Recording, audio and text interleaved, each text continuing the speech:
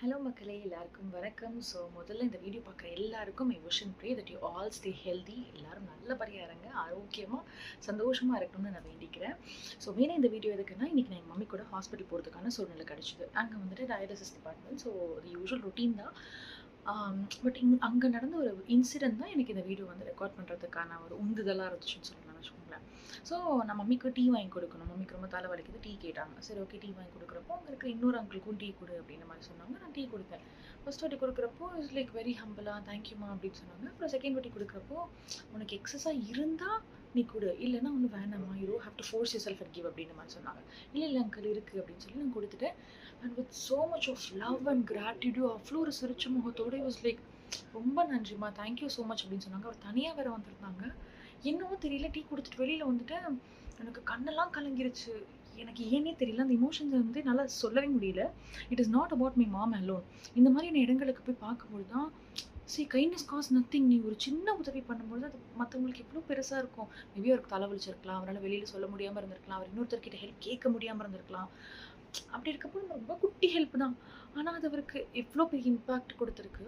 And அவர் வந்து அதுக்கப்புறம் இதெல்லாம் முடிஞ்சிச்சா, நான் எங்கள் மம்மி கிட்ட பேசிகிட்டு இருந்தேன். அப்போது அம்மா வந்து ஒரு இன்சிடென்ட் சொன்னாங்க. அம்மா வந்து ஃபியூ மந்த்ஸ் பேக் கீழே விழுந்துட்டாங்க. அப்போ அவங்களுக்கு கால் வலிச்சு அவங்களால நடக்க முடியல கொஞ்சம். அப்போது டயாலிசிஸ் யூனிட் போயிருக்காங்க. அப்போ அந்த சொன்னல ஒரு டீ கொடுத்த ஒரு அங்கிளுக்குன்னு, அந்த அங்கிளுக்கு வந்து ஒரு பெட் ரிசர்வ் பண்ணி வச்சுருந்தாங்க. அவர் டக்குன்னு எழுந்துருச்சு. எங்கள் மம்மிக்கு வந்து இல்லைப்பா, பாவம், நீங்கள் வேறு நடக்க முடியாமல் கஷ்டப்படுறீங்க, நீங்கள் வந்துட்டு இவங்களுக்கு ஃபஸ்ட்டு லைன் போட்டுருங்க அப்படின்ற மாதிரி சொன்னார் போல இருக்கு. இது என்ன ஆச்சரியம், இது என்ன கைண்ட்னஸ் தானே. ஓகே, அவங்களுக்கு பாவம் அடிபட்டிருக்கு, அதனால் இந்த உதவி பண்ணியிருக்கலாம் அப்படின்னு நீங்கள் நினைக்கலாம்.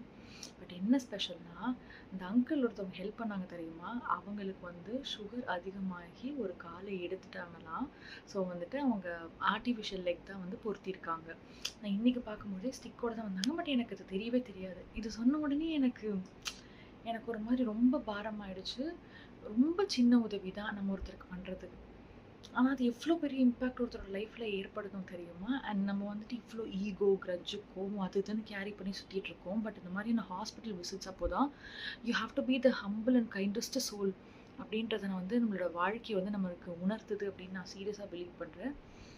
வெளியில் நான் எவ்வளோ பெரிய ஆளாக இருக்கலாம், எவ்வளோ நாளும் சம்பாதிக்கலாம் அப்படின்ற ஒரு மைண்ட் செட்டில் நீங்கள் இருந்தீங்கன்னாலும், இந்த மாதிரியான இடங்களுக்கு, இந்த மாதிரியான ஆட்களை பார்க்கும்பொழுது தான் health is very important and you have to be the kindest அப்படின்னு சில விஷயங்கள் வந்து நம்மளுக்கு உணர்த்தப்படுது.